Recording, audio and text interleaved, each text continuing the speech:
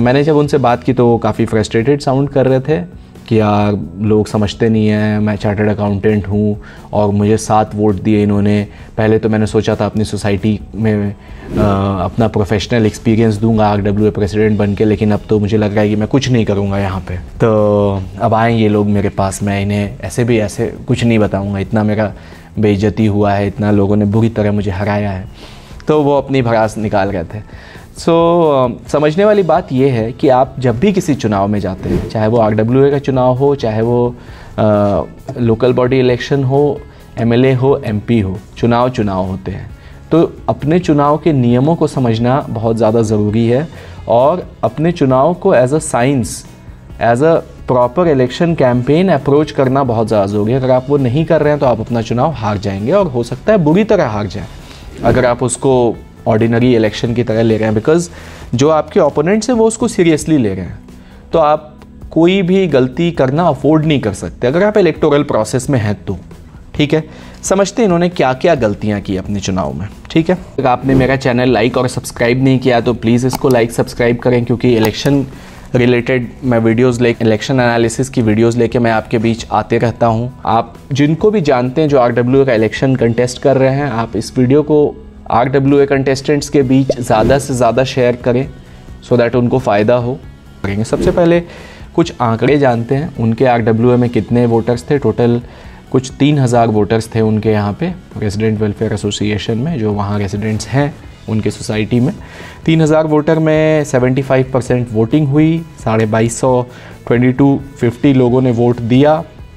कुल वहाँ 5 candidates as president खड़े हुए थे और जो विनर था उनको 1050 वोट आए और हमारे मित्र को, वो बाय प्रोफेशन चार्टर्ड अकाउंटेंट हैं और उनको सबसे कम 7 वोट आए।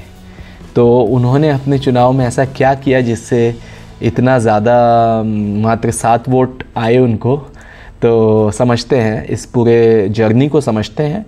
आइए समझते हैं हमारे मित्र ने क्या क्या गलतियां की अपने RWA इलेक्शन में। ओके, सो सबसे पहले कोई भी इलेक्शन में जब हम जाते हैं तो हम वहाँ पे इलेक्शन के रूल्स के ऊपर रिसर्च करते हैं, इलेक्शन रिसर्च करते हैं। क्या हमारे मित्र ने रिसर्च किया? रिसर्च में कई सारे चीज़ें जो आपके साथ मैंने, जो मेरे पार्टिसिपेंट्स रह चुके हैं उनको मैंने पूरा फ्रेमवर्क दिया हुआ है रिसर्च का, RWA इलेक्शन रिसर्च का। सो वहाँ के बाई लॉज क्या हैं, कितना टर्म है, कितने मेंबर्स का इलेक्शन होने वाला है, आपका जो इलेक्शन होने वाला है उसमें आप टीम बना के कंटेस्ट कर रहे हो या अलग अलग पोस्ट के लिए इंडिविजुअली कंटेस्ट कर रहे हो, और भी कई सारी चीज़ें हैं। सो क्या हमारे मित्र ने सारी रिसर्च को प्रॉपरली किया? जो वोटिंग डे है, वोटिंग डे किस दिन पड़ने वाला है, क्या उस दिन कोई छुट्टी है, कोई बड़ी छुट्टी है या फिर वो नॉर्मल दिन है, क्या हमारे मित्र ने ये सारी रिसर्च करी? दूसरा, सेटिंग अप अ गोल। क्या हमारे मित्र के पास एक गोल था कि उनको चुनाव में कितने वोट्स चाहिए?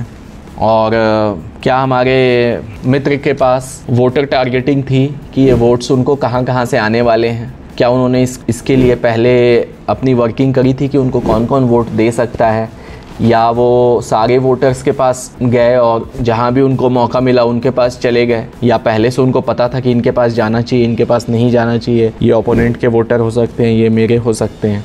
क्या उन्होंने ऐसा किया था? क्या हमारे मित्र के पास अपना कैंपेन मैसेज प्रॉपर था कि उनका क्या मैनिफेस्टो है, वो अपने जब बन जाएंगे RWA प्रेसिडेंट तो अपने लोगों के लिए क्या क्या करेंगे वो? क्या उनके पास ये था? क्या उन्होंने इसको प्रॉपरली कस्टमाइज़ किया था, मतलब कि अपने वोटर्स को ध्यान में रखते हुए फीमेल वोटर्स के लिए क्या प्रॉमिस है, मेल के लिए क्या प्रॉमिस है, या इन जनरल क्या प्रॉमिस है, किस एज ग्रुप, टारगेट ग्रुप में क्या प्रॉमिस है उनका? या फिर उन्होंने एक प्रॉमिस बनाया वही सबको दे दिया? वो भी प्रॉमिस जो उन्होंने क्रिएट किया वो कैसे क्रिएट किया? क्या उसको उनको जो लगा कि इतने पैसे मिलेंगे, वो चार्टर्ड अकाउंटेंट है बाई प्रोफेशन, इतने पैसे मिलेंगे, ऐसे ऐसे बजट बना के खर्च कर देंगे, ये उन्होंने बता दिया? या वोटर्स के हिसाब से सेंटिमेंट के बेसिस पे बताया कि भाई स्कूलों की मरम्मत कराई जाएगी जिससे आपके बच्चे बेहतर शिक्षा ले पाएंगे और एक अच्छे देश के नागरिक बन पाएंगे, उनके ट्यूशन की प्रॉपर व्यवस्था की जाएगी? इमोशनल क्या उन्होंने प्ले किया या नंबर्स में प्ले किया जो कि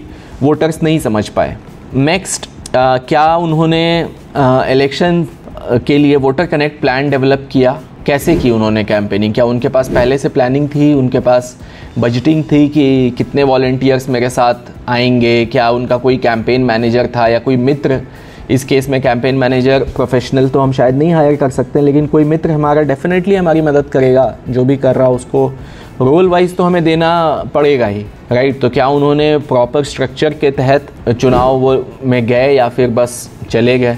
उसके बाद उन्होंने क्या उनके पास ये पूरा प्लानिंग था कि कब कब क्या क्या करना है, क्या चीज़ें मिस नहीं होनी चाहिए, लोगों को पता होना चाहिए उनका नाम कितने नंबर पे है जो उनके वोटर्स हैं, क्या ये सब उन्होंने किया?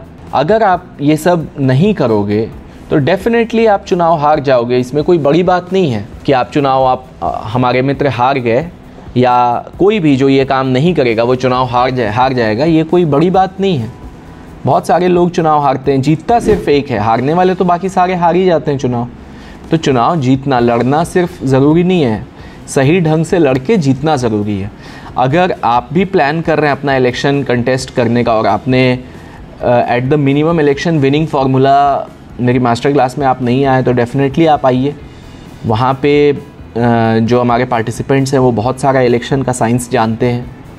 अगर आप नहीं भी आए हैं, इन एनी केस इस वीडियो में भी आपको बहुत सारी इंसाइट्स मिली होंगी कि क्या क्या गलतियाँ उन्होंने की, जो अगर आप भी सोच रहे हैं तो एटलीस्ट उन गलतियों को आप दूर कर सकते हैं। तो आई होप आपको इस वीडियो से वैल्यू मिली होगी, जो मेरा प्योर इंटेंशन है आपको इस वीडियो से वैल्यू मिले। अपने समाज को बेहतर बनाने के मुहिम में हैं, मैं तहे दिल से आपका शुक्रिया करना चाहता हूँ। ये आपके स्पिरिट को सलाम है मेरा। अगर आपके कोई सवाल हैं तो मुझे कमेंट बॉक्स में डेफिनेटली लिख के दें, मैं कोशिश करूँगा कि मैं आपके सारे सवालों का जवाब दूँ। चलिए मिलते हैं अगले वीडियो में। Thank you.